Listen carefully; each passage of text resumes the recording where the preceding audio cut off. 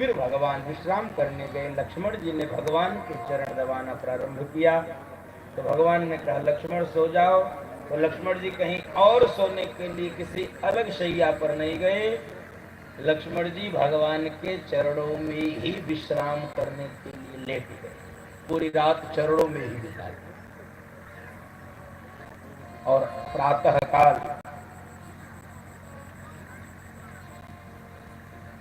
भगवान ने गुरु जी से कहा गुरुदेव आपके लिए पूजन के पुष्प ले आऊं, पूजन के पुष्प ले आऊं। तो गुरु जी ने कहा जाओ। और यहां से रामचरितमानस का सबसे श्रृंगारिक प्रसंग प्रारंभ हुआ। नाम है पुष्प वाटिका। बंधु माता, नाम है पुष्प वाटिका। यहीं पर भगवान व भक्ति का पहली बार मिलन होता है। पुष्प वाटिका वो स्थान है जहां पर भगवान और भक्ति पहली बार मिलते हैं। और बंधु माता, यहीं पर मैं निवेदन कर दूं, भगवान व भक्ति बाग में ही मिलते हैं। भगवान जिनको मिले हैं बाग में ही मिले हैं। इसलिए भगवान बाग में पुष्प तोड़ने के लिए चले हैं। और भगवान जब बाग में पहुंचे हैं, आहा, हम लोगों को यदि पुष्प तोड़ना होता तो हम तो एकदम से जाते तोड़ लेते। हम लोग तोड़ लेते ही हैं। आपने देखा होगा लोग सुबह जब जाते हैं टहलने के लिए मॉर्निंग वॉक, तो यही देखते रहते हैं किसके बाहर फूल लटक रहा, किसके घर के बाहर फूल लटक रहा, और सोई झपट्टा मार के बड़ी स्टाइल से तोड़ के रख लेते, फिर टहल रहे। हम पूछते भी नहीं है।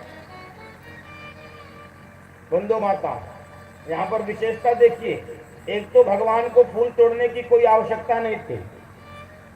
भगवान को फूल तोड़ने की आवश्यकता नहीं थी।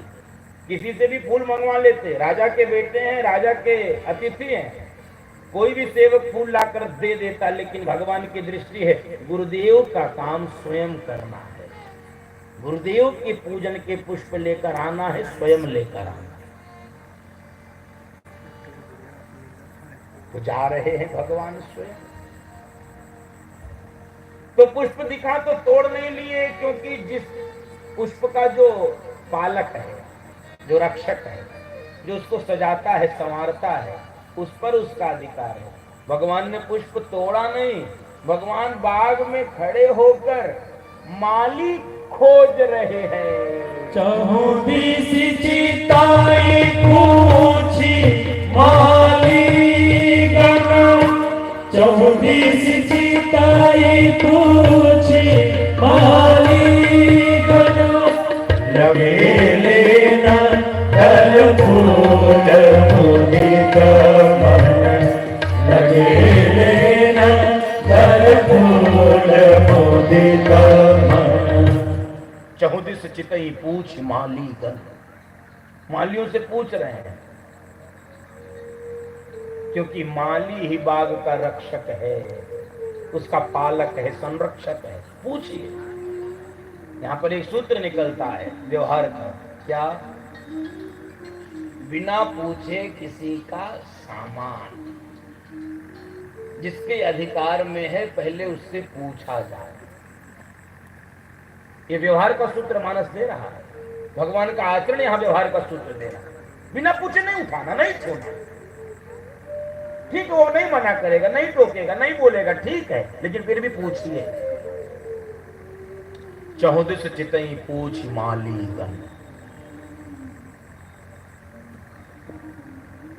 तो माली जब दिख गए और मालियों ने भगवान को देखा, गदगद हो गया, जन्म जन्म की प्यास मिट गई।